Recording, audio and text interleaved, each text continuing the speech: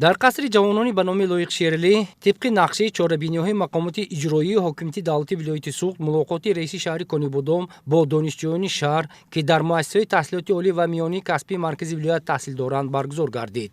Зимни суханронии худ раиси шаҳр оид ба нақши барҷастаи асосгузори сулҳу ваҳдати миллӣ, пешвои миллат, президенти ҷумҳурии Тоҷикистон муҳтарам Эмомалӣ Раҳмон дар рушду пешрафти соҳаи илму маорифи кишвар, баландбардоштани сатҳи таълиму тарбия ва фароҳам овардани шароити мусоид барои ҷавонон андешаронӣ намуд. Ҳамчунин мавсуф ба масъалаҳои омӯзиши касбу ҳунар, имкониятҳои бо ҷои кор, таъмин намудани мутахассисони ҷавон, имтиёзҳои пешбинишуда барои онҳо ва дигар масъалаҳои мубрими рӯз таваҷҷӯҳ зоҳир карда, ба донишҷӯён ҷиҳати баландбардоштани сатҳи дониш ва рушди малакаҳои касбӣ тавсияҳои муфид пешниҳод намуд. Дар рафти мулоқот як қатор донишҷӯён сухан намуда, аз шароити мусоиди таҳсил ва таваҷҷӯҳу ғамхории пайвастии давлату ҳукумат ба хусус пешвои миллат изҳори сипос карданд.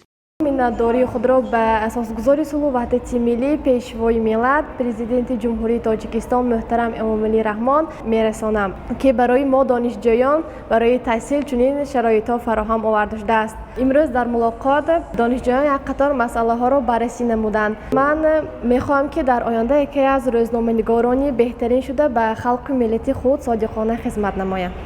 ҳамзамон як гурӯҳ донишҷӯёни фаъолу аълохон аз ҷониби раиси шаҳр бо кӯмакҳои молиявӣ яквақта қадрдонӣ гардиданд. дар анҷоми мулоқот барномаи рангини консертӣ бо иштироки аҳли ҳунари шаҳр манзури ҳозирин гардонда шуд.